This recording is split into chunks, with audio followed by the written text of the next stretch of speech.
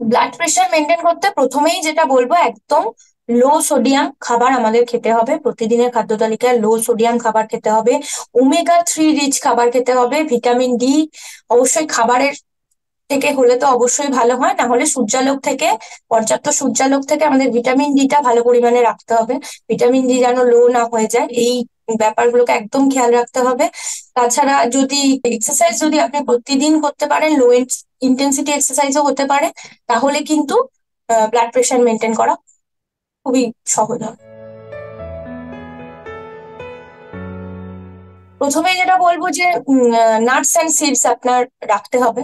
আপনি mix seed খেতে পারেন, ওমেগা 3 রিচ ফুড গুলো খেতে পারেন। ওমেগা 3 রিচ ফুড বলতে আমরা মাছ থেকে কিন্তু ভালো পরিমাণে ওমেগা 3 পাই।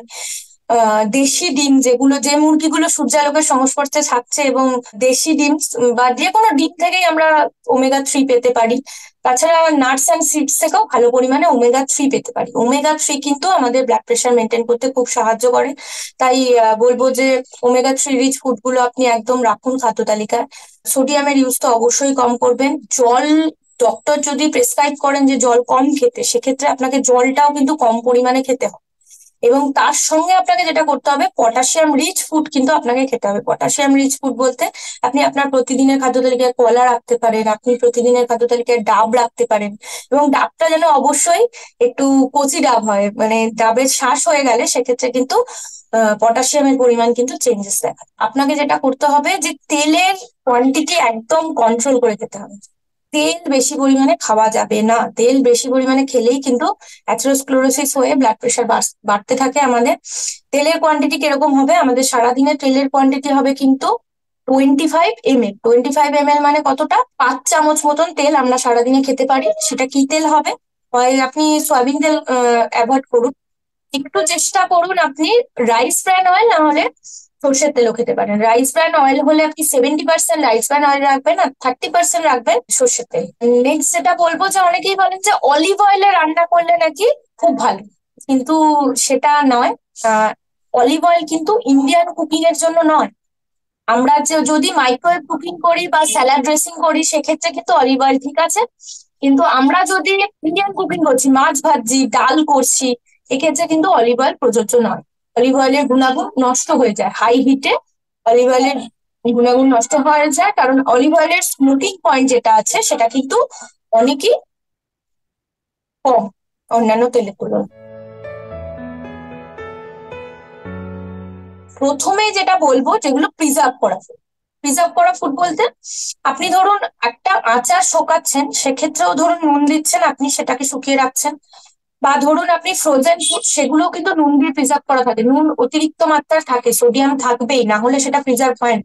আপনি আচারও প্রিজার্ভ করছেন, সেক্ষেত্রেও নুন নুন ইউজ করছেন। এবং যে কোনো খাবারের পিছনের ট্যাগটাকে আপনাকে পড়তে হবে, সোডিয়াম কতটা আছে। সোডিয়াম যদি বেশি থাকে, সেক্ষেত্রে কিন্তু ব্লাড প্রেশার বাড়তে থাকবে। এবং সোডিয়াম দেখে নিয়ে আপনাকে সেই পরিমাণ, মানে খাবারটা খাবেন কি খাবেন না আপনাকে বিবেচনা করে দেখতে হবে, ট্যাগটাকে দেখে নিন। প্রথমে বলবো চর্বিযুক্ত খাবার একদম, রেড মিটটাকে একদম অ্যাভয়েড করে দিন, টোটালি অ্যাভয়েড। ডিমের প্রসঙ্গে আসি একটু। অনেকেই বলেন যে হাই প্রেশার থাকলে ডিমের কুসুমটা খাওয়া যাবে না। ডিমের কুসুমটা কেন খাওয়া যাবে না? ডিমের কুসুম কিন্তু খাওয়া যাবে অ্যাকচুয়ালি। আপনার প্রেশার কতটা আছে আগে জেনে নিতে হবে। প্রেশার যদি সামান্য বেশি থাকে বা একটু বেশিও থাকে, তাহলে আপনি একটু বেশি থাকলে ধরুন সপ্তাহে 2টো ডিম খাবেন, কুসুম সমেত খাবেন। আর বাদ বাকি দিনগুলো কিন্তু আপনি ডিমের সাদা অংশটা অবশ্যই খেতে পারেন। এবং বাদ বাকি দিনগুলো চেষ্টা করবেন যে সপ্তাহে 3 থেকে 4 দিন আপনি খেতে পারেন, মানে একটু কম আছে, মানে প্রেশার সামান্য বেশি আছে, সেক্ষেত্রে আপনি চেষ্টা করবেন সপ্তাহে 3 থেকে 4 দিন আপনি ডিমের কুসুমটাকে এনজয় করতে পারছেন। এবং বাদ বাকি দিনগুলো আপনি ডিমের সাদা অংশটুকু খাবেন। তাহলে প্রেশার অতিরিক্ত বেশি থাকলে, আরেকবার রিপিট করে দিচ্ছি, প্রেশার অতিরিক্ত বেশি থাকলে ডিমের কুসুম 2টো সারা সপ্তাহে, আর প্রেশার একটু বেশি থাকলে ডিমের কুসুম সপ্তাহে আপনি 4টে অব্দি খেতে পারবেন, তার বেশি না।